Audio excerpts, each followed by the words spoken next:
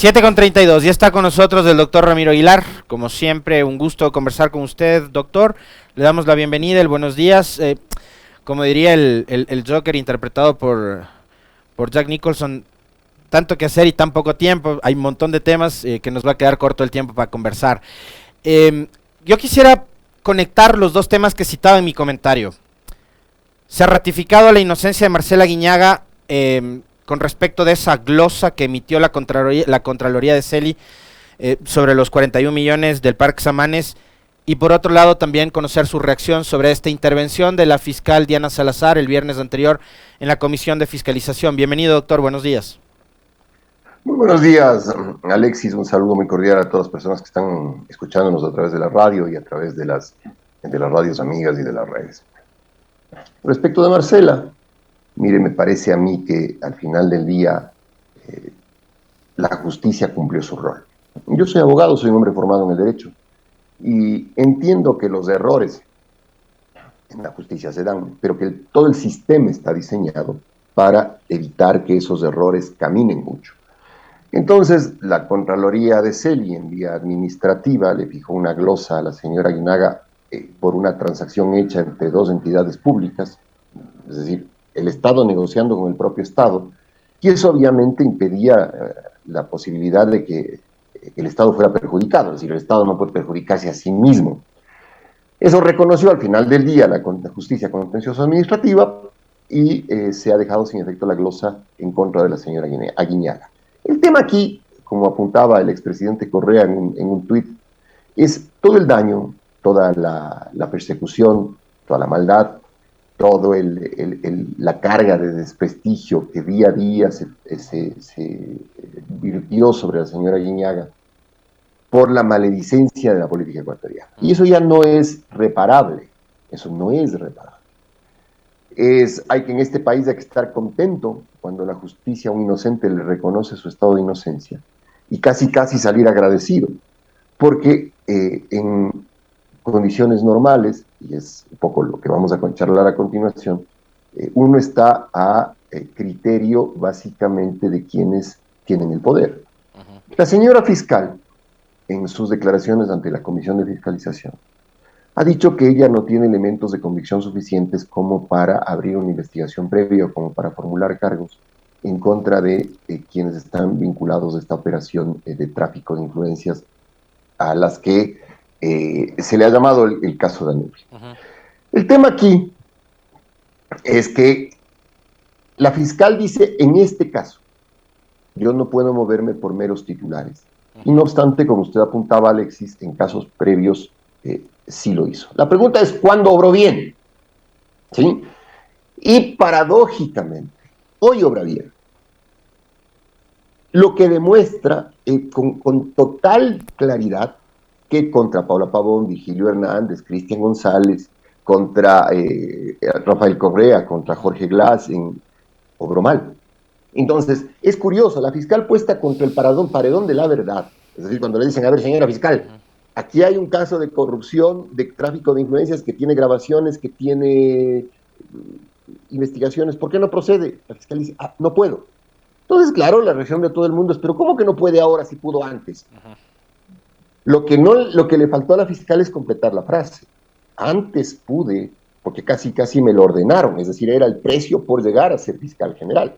Pero como ya está de salida, porque además los periodos se terminan, las autoridades no son eternas, y va a durar más, desde luego, el gobierno que el cargo de la fiscal, entonces hoy la fiscal sí se vuelve cumplidora de la ley. Le repito, en ambos casos se equivocó antes, no ahora.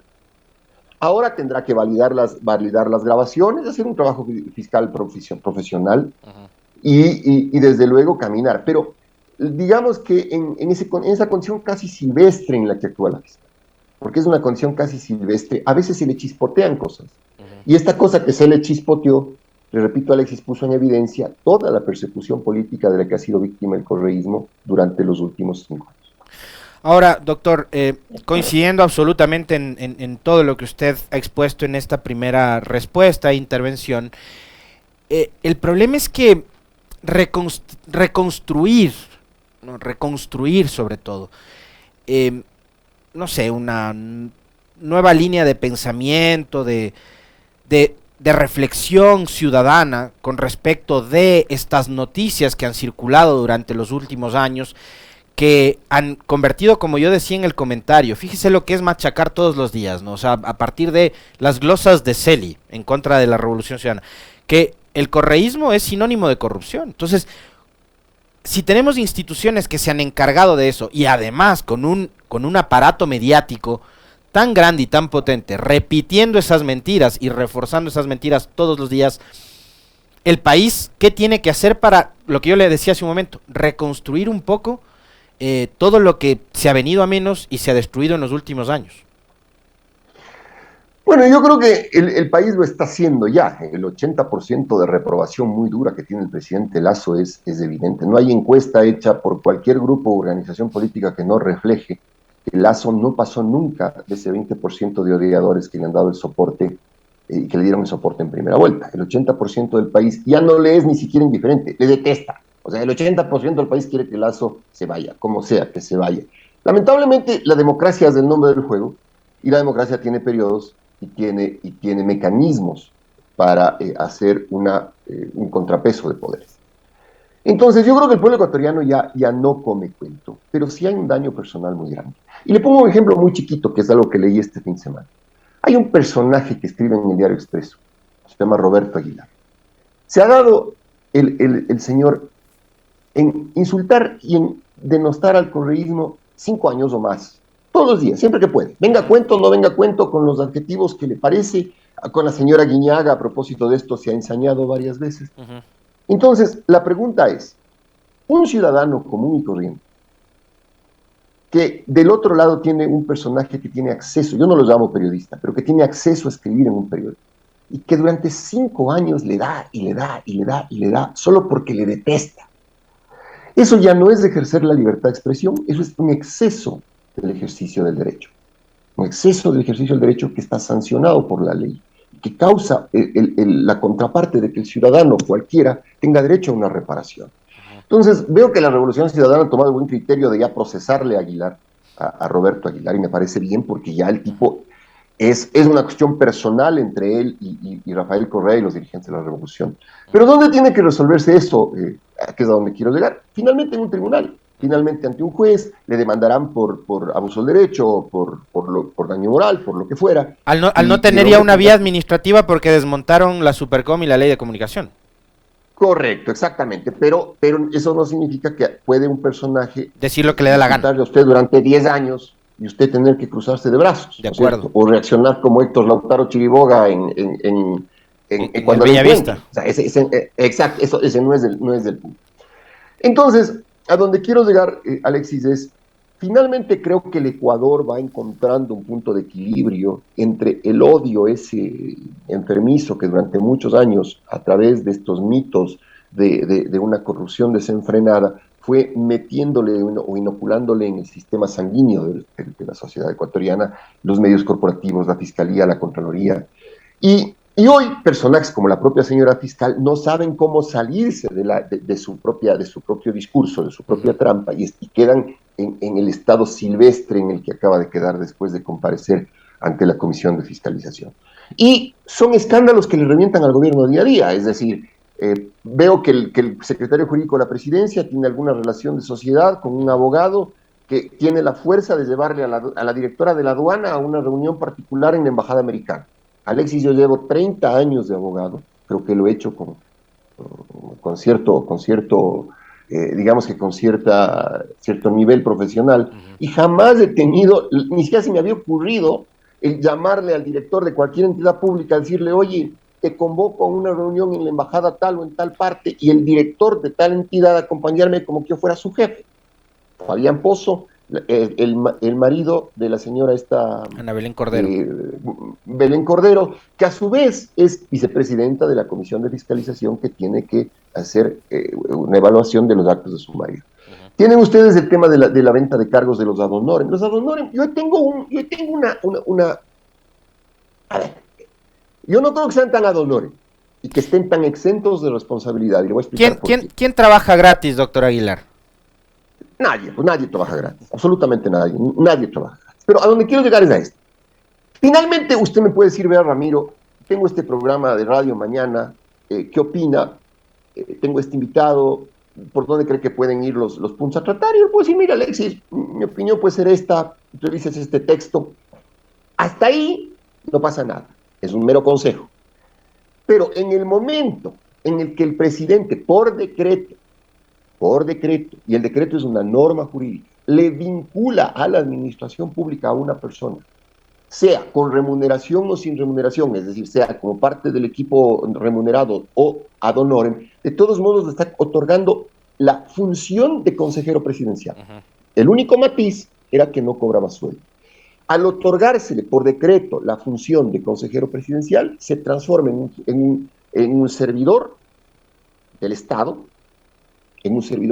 y en consecuencia tiene las responsabilidades que la Constitución fija para los servidores del Estado. Responsabilidad civil, responsabilidad penal y responsabilidad administrativa. Por el hecho de haber sido designados por decreto. Si habría sido, a ver, el amigo de Lazo que se encuentra en la calle y le dice, ve Lazo, ¿sabes qué? Te recomiendo tal cosa y cruza la vereda. Ese es un consejo sin ninguna implicación de orden jurídico. Pero si hay un decreto designando el consejero, los actos del consejero son actos públicos y tienen que ser sometidos a la responsabilidad. Tanto es así que cuando Aparicio Caicedo, se excusa de la Comisión de Fiscalización bajo el argumento de que él no es sujeto de responsabilidad política, lo cual es falso por el argumento que le estoy dando, si usted ve el encabezado del oficio, dice Presidencia de la República, despacho, oficio número tal. Es decir, el propio Caicedo, en su condición de asesor ad honorem, o de consejero ad honorem, está generando actos que tienen efectos en la administración pública y en consecuencia, para mí, como abogado, no como político, como abogado, están sujetos a las responsabilidades que todo servidor, todo funcionario, todo dignatario tiene por el solo hecho de ser un servidor del Estado. Ahora, con esta figura de los ad honorem, doctor, lo que, digamos, ha servido también es, por un lado, y lo que estamos viendo, lo que se ha demostrado por la revelación de los audios y todo lo demás, es que, primero que nadie trabaja gratis, de que los señores de alguna forma entraron a beneficiarse de su condición de tal, porque además, estando ahí, todos sabemos y entendemos que gozan de información privilegiada, que conocen mucho, que hacen relaciones y demás, ¿no es cierto? Pero adicionalmente, habría un conflicto de intereses por un lado y por otro, su condición de ad honorem les exime de la responsabilidad de todo funcionario público de rendir cuentas ante el país. O sea, parecería y hace rato que esta asamblea, por ejemplo, está pintada, porque si el presidente durante los días de junio se negó a asistir cuando estaban tratando de destituirlo, el resto de funcionarios parece que están tratándole con el mismo nivel de desprecio a la asamblea, que es además el primer poder del Estado. Bueno, yo le he explicado, Alexis, que en mi criterio son responsables, porque además ejercen poder público. Cuando el ad honorem, el consejero presidencial, le llama a un ministro para transmitirle una disposición del presidente, está ejerciendo el poder público. Y todo acto del poder público está sometido a la responsabilidad de quien lo ejerce. Eso para mí no admite duda. Entonces, deberían actuar la Contraloría, debería actuar la Fiscalía, debería actuar la propia Asamblea. Y el problema es que la Asamblea es muy débil. La Asamblea es muy débil porque el perfil de los asambleístas es demasiado débil y ahora se queda más débil todavía porque digamos que los asambleístas con más experiencia han salido para optar por candidaturas seccionales. Entonces la Asamblea se queda muy débil. Pero es Asamblea al fin y al cabo. Y de todos modos, hay organizaciones políticas que están atrás de los bloques legislativos, Partido Social Cristiano, la propia UNES, que querrán mantener algún tipo de decoro en la percepción que tiene la gente respecto a la Asamblea. Y serán tarde o temprano juzgados. Le repito, Alexis, no hay ningún impedimento legal para que los consejeros ad honorem sean juzgados y tengan que responder por sus actos, porque ejercieron poder público. Que no hayan cobrado sus sueldos, problema de ellos, pero ejercieron poder público y fueron designados por decreto. En todo caso, las cosas se están dando ya y vemos que sobre todo hay una gran opacidad en la actividad del gobierno de Lazo, una gran opacidad, y esa opacidad se está sumando a otros problemas, Alexis, al problema de la inseguridad, al sicariato, al narcotráfico. Yo veo con espanto cómo están ahora encontrando toneladas de droga en Banano, droga en latas de atún, es decir, el narcotráfico ya está contaminando muy seriamente nuestros productos de exportación. Pero además hay una regla básica en cualquier análisis del narcotráfico: se incauta la tercera parte de lo que pasa. Es decir, los mismos carteles o las propias dinámicas de las agencias antidrogas tienen un mecanismo para capturar más o menos la tercera parte de lo que, del tránsito de droga. Si el volumen de incautación es tan alto, imaginen ustedes el volumen de droga que pasa por el país sin ser incautado. Y el efecto que eso está teniendo ya directamente sobre la sociedad ecuatoriana.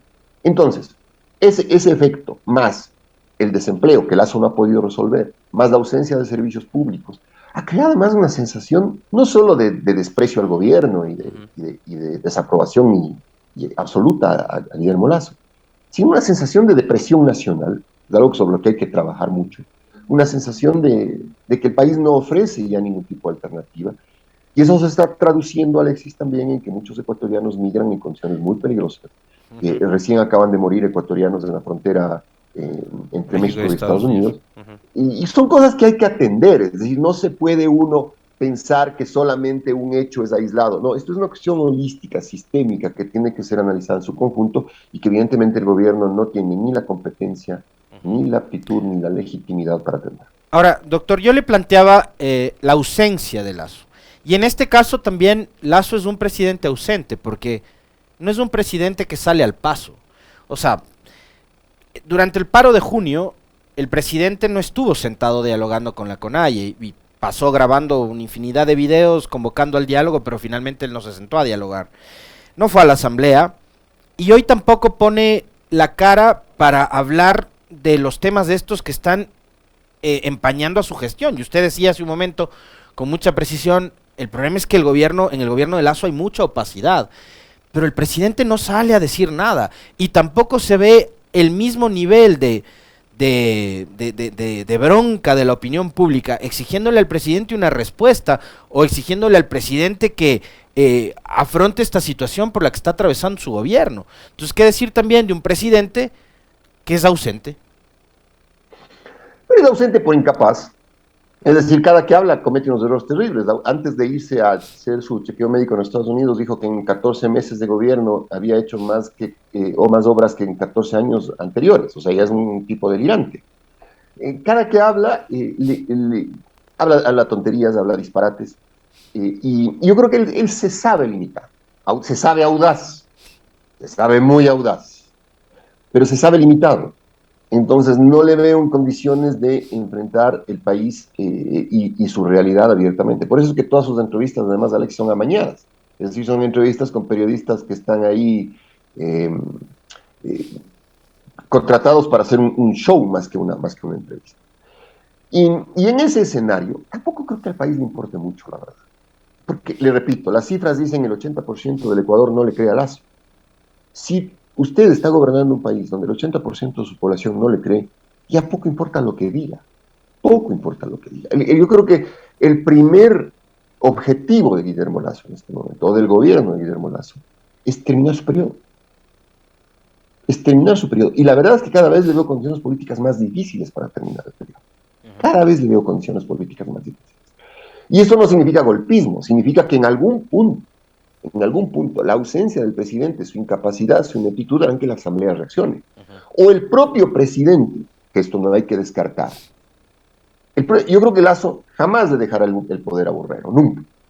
Si él en un punto, por sus condiciones de salud, o porque ya de alguna manera entiende que el país se le fue de las manos y que esto es una cosa incontrolable, y él no va a renunciar para que Borrero termine el periodo, esto no va a pasar. Un personaje como Lazo no lo va a hacer.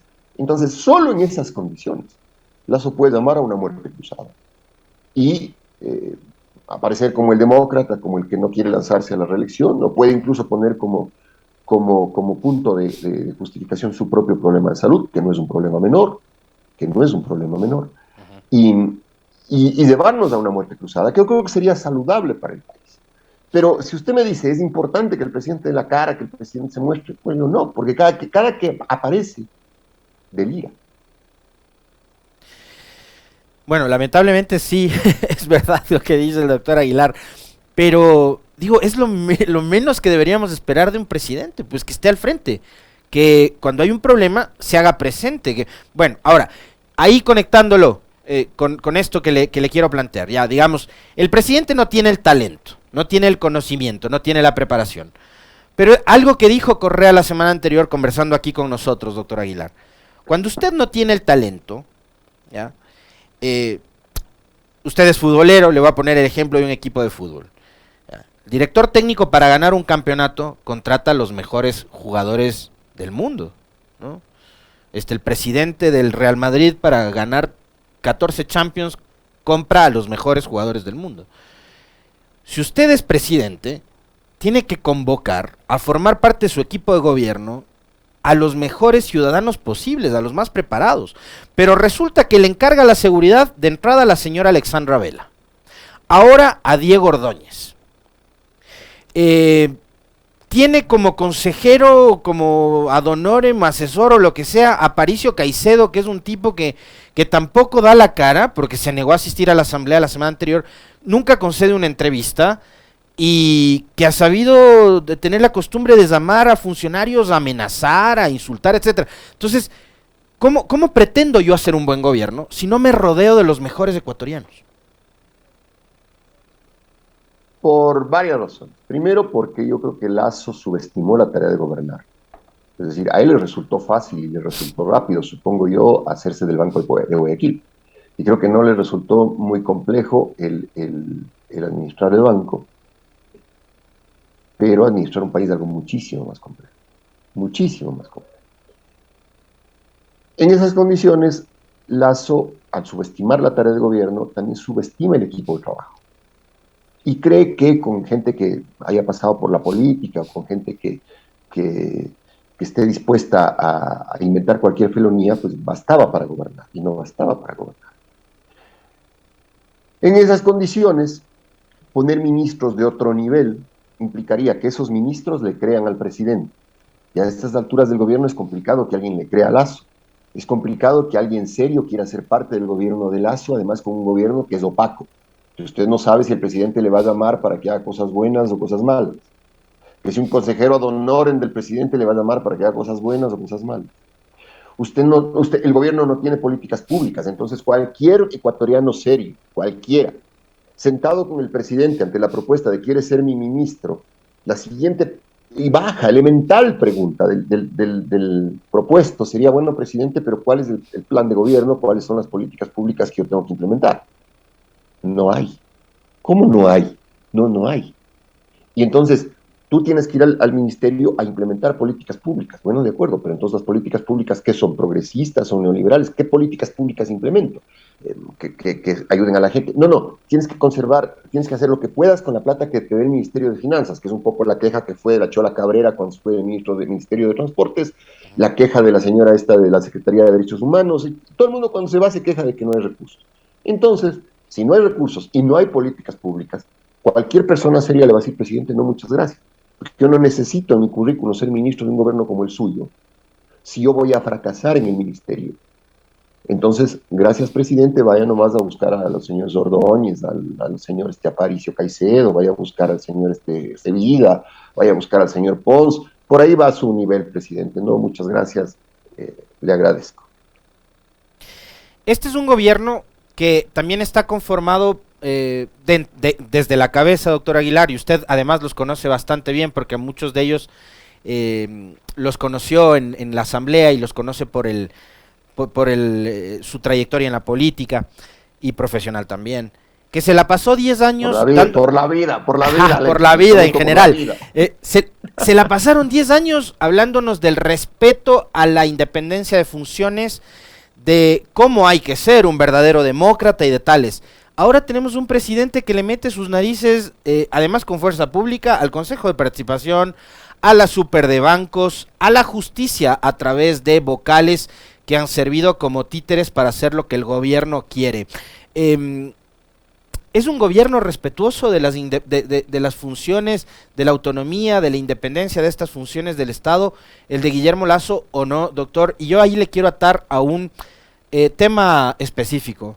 Hace poco me ha compartido la doctora Sonia Vera, abogada de Jorge Glass, ex vicepresidente de la República, un comunicado en el que afirma que Glass se encuentra secuestrado y que hasta la fecha el gobierno ecuatoriano no permite la liberación de Glass, a pesar de que la justicia ecuatoriana le concedió el habeas corpus el pasado 5 de agosto y lleva 20 meses sin recibir ningún tipo de beneficio penitenciario, beneficios que recibieron otros allegados del gobierno, a quienes incluso Lazo los condecoró, como por ejemplo Galo Lara. Es que no hay institucionalidad, Alexis. O sea, el presidente hace lo que quiere, porque no hay institucionalidad, y la institucionalidad la destrozó. 4 años de gobierno de Moreno, aupados por el Consejo de Participación Ciudadana Transitorio de Julio César Trujillo, cuyos últimos funcionarios designados son los que lamentablemente estamos viendo en sus estertores finales, la fiscal general, designada por el Consejo de Trujillo.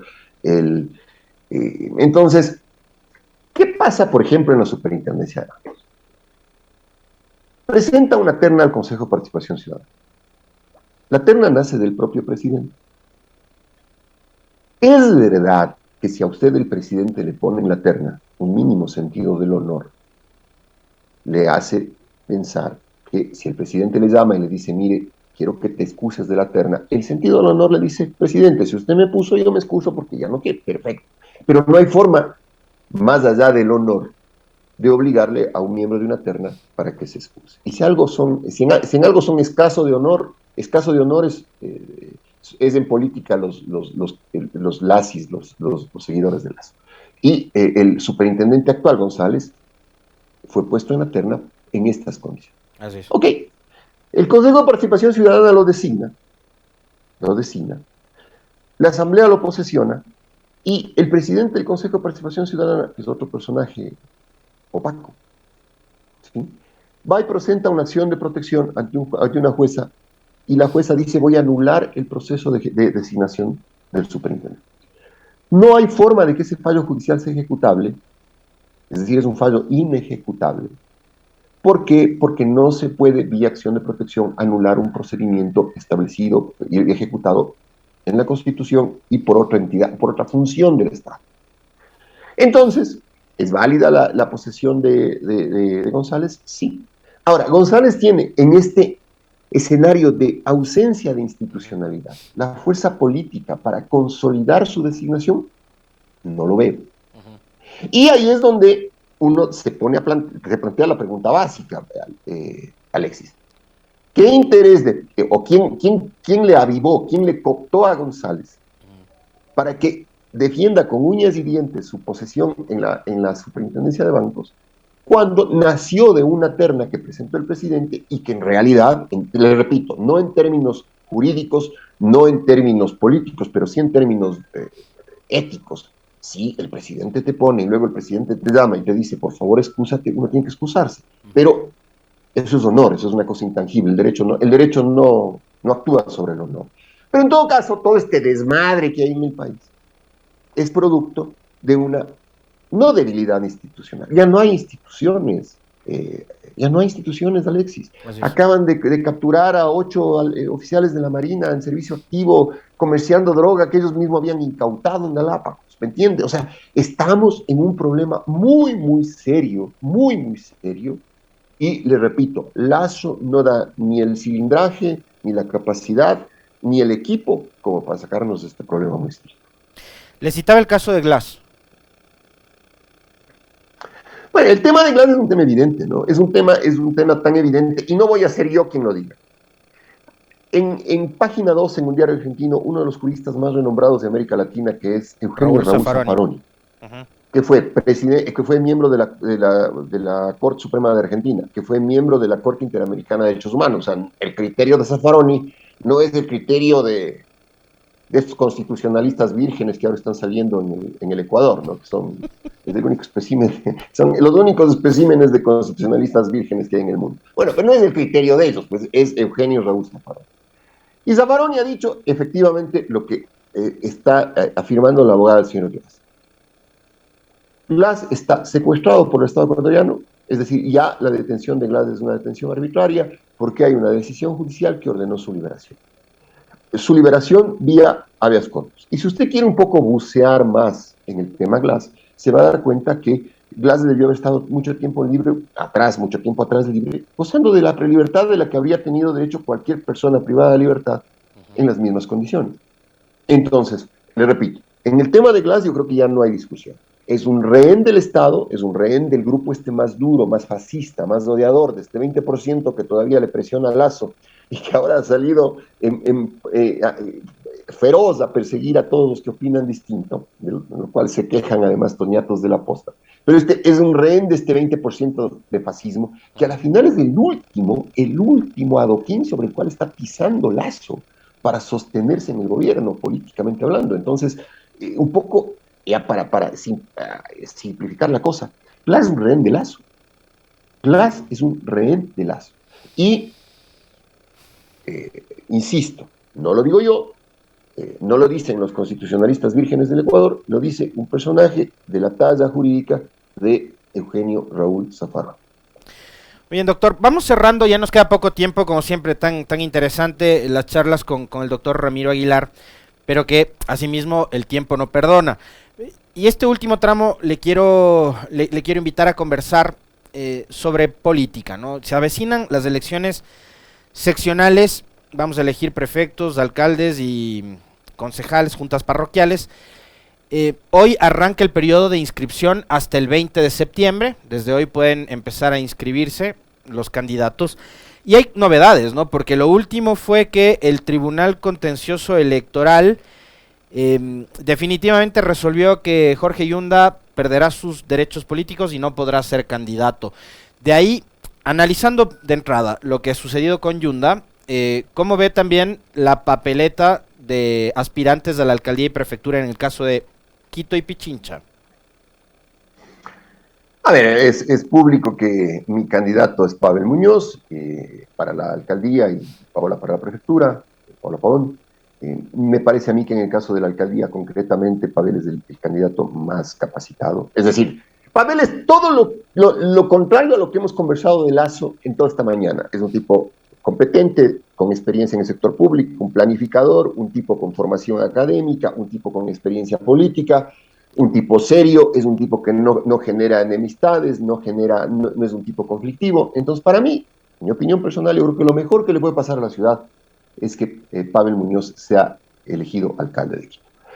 En elecciones democráticas, transparentes, abiertas, donde espero que se discutan proyectos de ciudad, porque el alcalde de Quito va a tener que resolver problemas muy serios de la ciudad y no puede, ya no basta el discurso de correísmo, anticorreísmo. No, a ver, señor, siéntese y díganos cómo va a ver la ciudad de aquí a 30 años.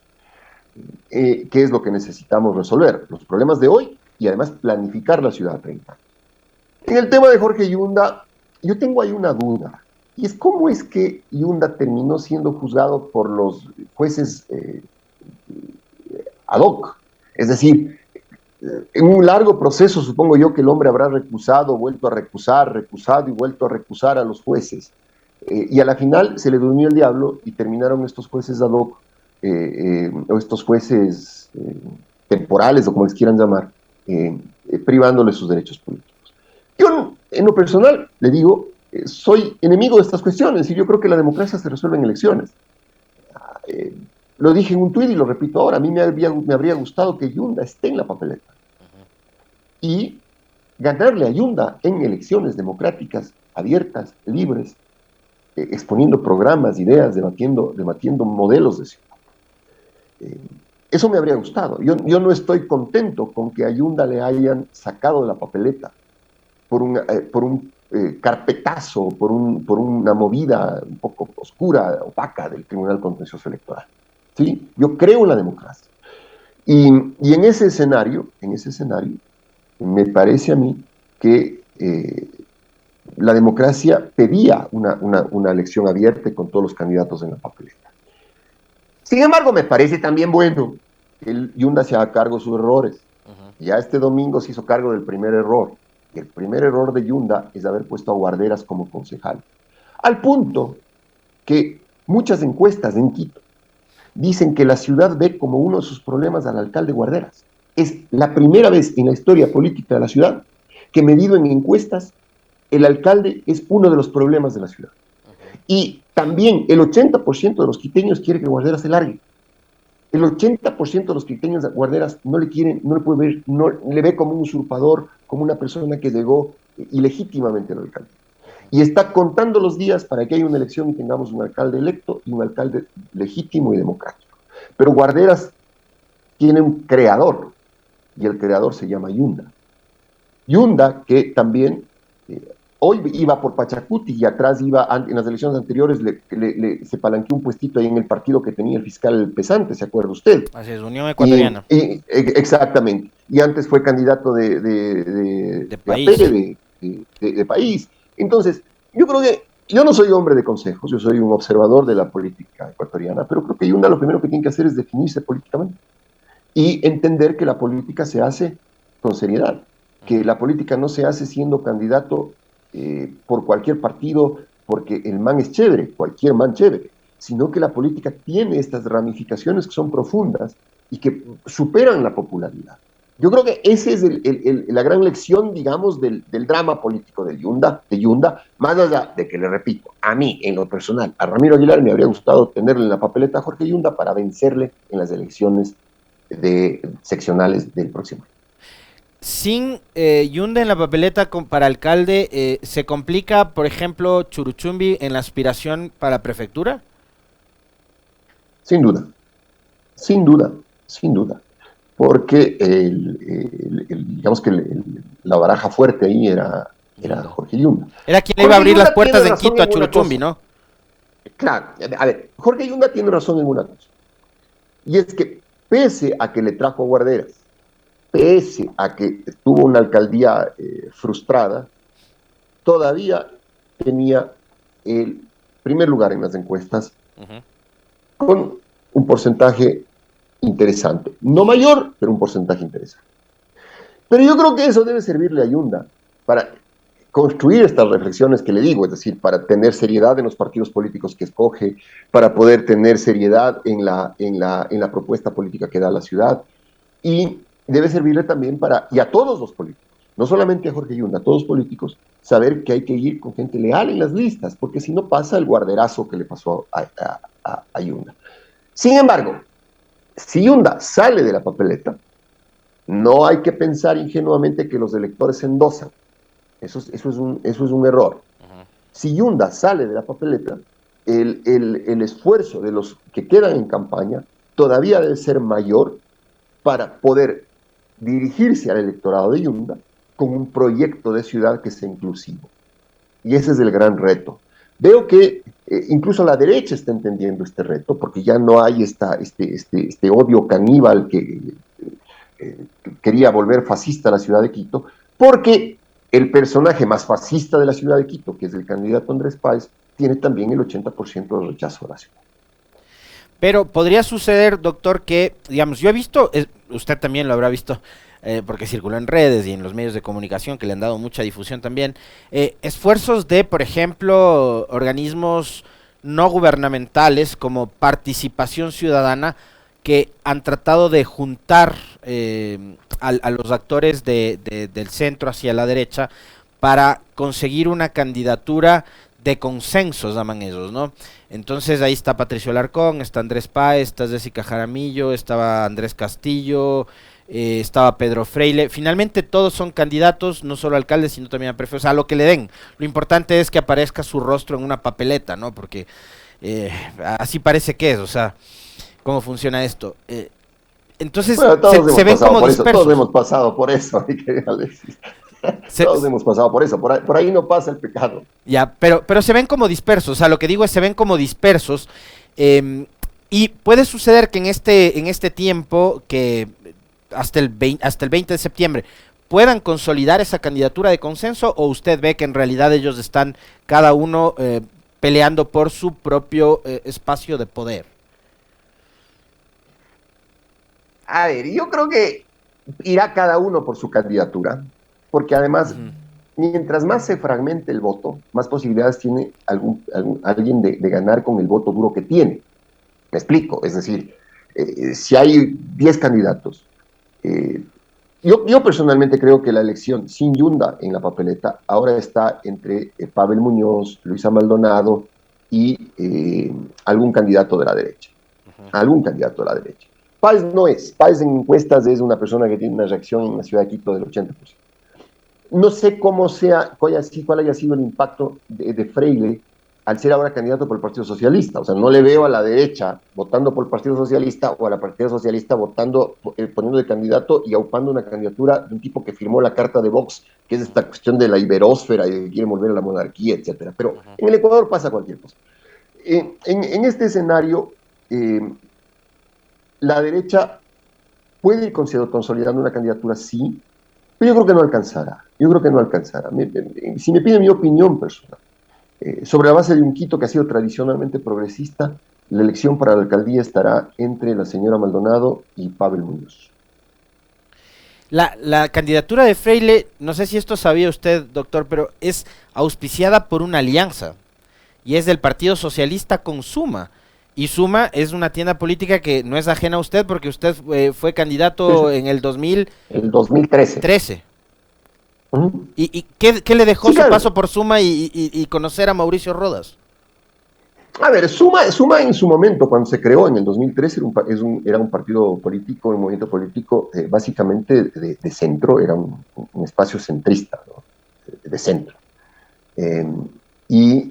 Después, cuando Mauricio gana la alcaldía de Quito, es cuando va derechizándose el proceso político de Suma, hasta consolidar una alianza con los sectores de la burguesía quiteña y digamos que ocupar el espacio que había dejado la democracia cristiana en los años previos. Con la mala alcaldía de Mauricio Rodas en Quito, Suma termina ya volviéndose un partido más, que es como Sociedad Patriótica o como el Centro Democrático, que finalmente terminan nadando entre las ideologías. Creo yo que en cuanto a afinidades y alianzas, en la medida en que tanto el Partido Socialista como Suma se convierten en credenciales electorales, pues no hay que sorprenderse de la alianza.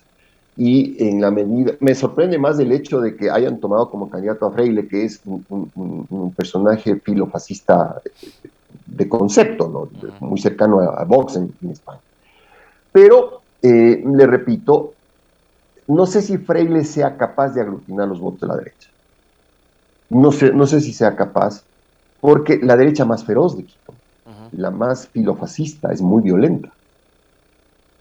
Más bien estas elecciones seccionales nos van a dar la pauta de un poco para alertarnos al resto de ciudadanos en el porcentaje de votación que pueda tener Páez, por ejemplo, de cuál es el verdadero número de la derecha filofascista y violenta de Quito. Una cosa adicional, lo de Freire, pero tomando en cuenta que sí, yo no dejo de lado todo ese antecedente y todo lo que usted mencionaba hace un momento, el tema de la carta de Vox, su cercanía con los sectores más reaccionarios, pero es un buen camaleón, ¿no? O sea, es un camaleón, se pinta como lo antipolítico, es simpático, conversón, ahora por el Partido Socialista, es progresista en algunas cosas, y esas cosas finalmente en el marketing político son las que terminan resultando a ratos, doctor. Siempre y cuando el gobierno lo apoye, ¿no? Aquí cuidado. La señora candidata de Creo, la señora Luz de Leona Coloma, va a tener 3% de votos. Es decir, también dentro de las encuestas lo que se dice es que cualquier candidato que apoye Lazo abiertamente, perderá. Pero el gobierno necesita apoyar un candidato soterradamente, porque necesita tener un alcalde afín. Y creo que el personaje más afín a Lazo en la papeleta, tomando en cuenta que la señora Coloma es un cuadro que es imposible de ganar, es el propio Freire. O sea, si a mí me preguntara, también esta es una especulación, pero si a mí me preguntara cuál es el personaje en la papeleta que está fabricando el gobierno de Lazo para meterse en la alcaldía de Quito, el nombre es Freire. Opinión personal. Muy interesante. Como siempre, conversar con el doctor Ramiro Aguilar es muy interesante. Le agradezco, doctor, un fuerte abrazo. Les mando un abrazo, una linda mañana a todos. Bueno. Gracias, el doctor Ramiro Aguilar. 8:17, hacemos un corte brevísimo y está con nosotros aquí de manera presencial el legislador Bruno